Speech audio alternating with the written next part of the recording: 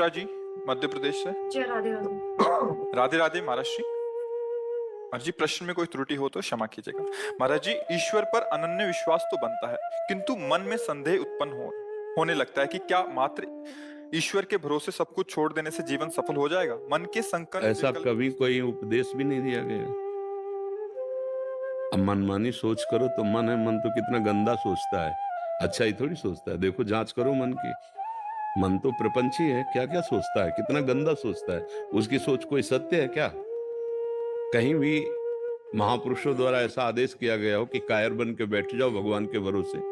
ऐसा कहीं आप किसी भी ग्रंथ में, किसी भी वाणी में कि महापुरुषों की बात कह रहे हैं? जिसको ज्ञान नहीं, वो कुछ भी बोले, उसकी बात का महत्व तो नहीं है। तस्मात् शास्त्रम प्रमाणम ते कार्याकार्य व्यवस्थित। शास्त्र प्रमाणित वाक्य भगवान कहते हैं, मेरा स्मरण करो और अपने कर्तव्य का पालन करो। पूरे शास्त्रों का सार है कर्तव्य का पालन। आप एक पत्नी हैं, आप एक माँ हैं, आप एक बहन हैं, आप एक बेटी हैं।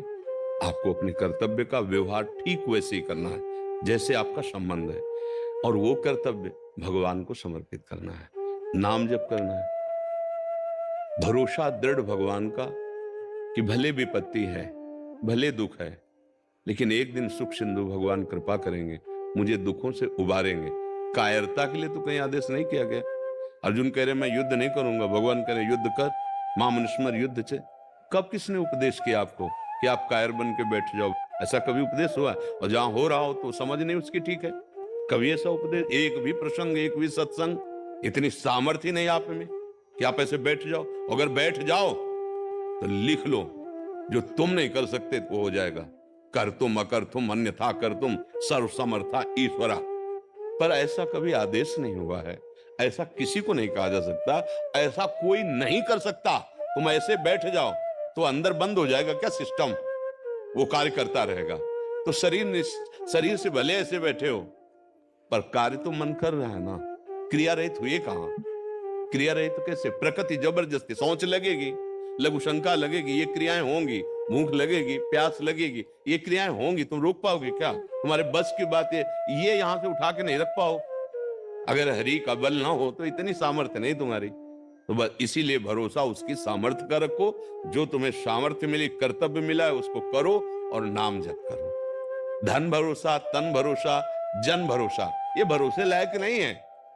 जिनके तुम भरोसे वो मरण धर्मा है, उसका भी मन है, वो धोखा दे सकता है, लेकिन हम उसके भरोसे हैं। वही हमारा प्रीतम है, वो सर्व सामर्थ्यशाली है और वो सर्वत्र है, सर्वत्र है, सर्वशक्तिमान है, सर्वज्ञ है। इसलिए भरोसा उसका रखो।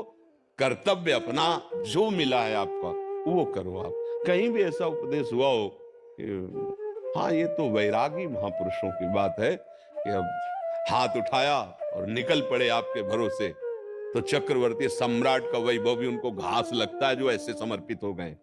हाँ, ब्रह्मा का पद भी उनके लिए तिनके के समान है जो ऐसे हो गए भगवान के, क्योंकि भगवान का परम पद सबसे ऊंचा है, जिसे ब्रह्मा भी नमस्कार करते हैं, और वो उस परम पद का अधिकारी होता है जो ऐसे। भक्ति का आखिरी सूत्र है आत्मसमर्पण।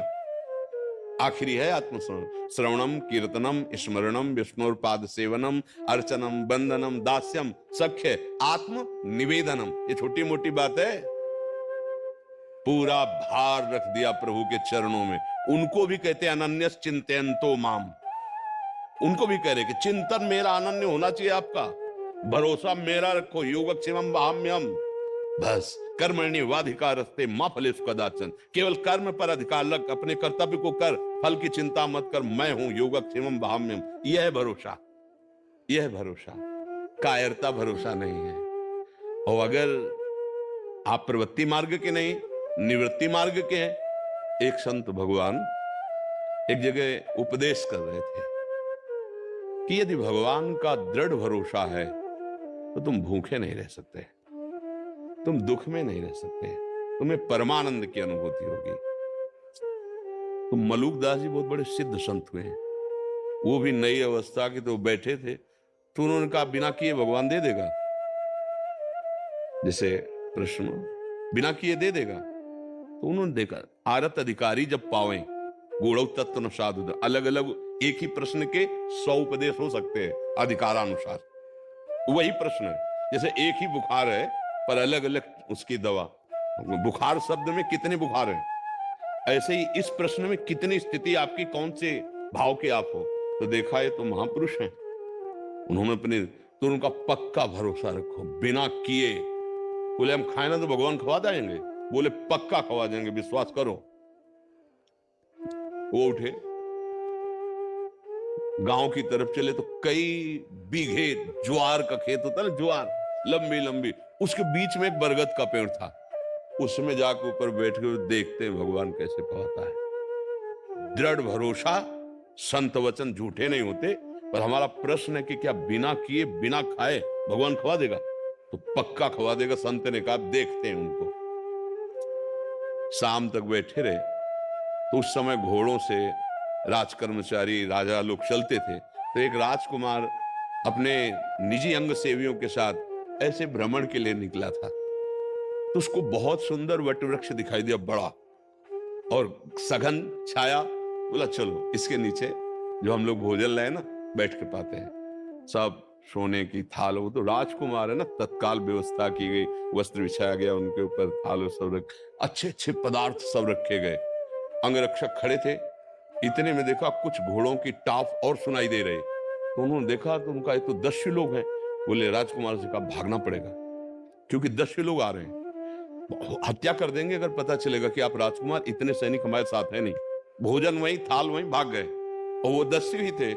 वो लोग आए, भोजन ने सब देखा।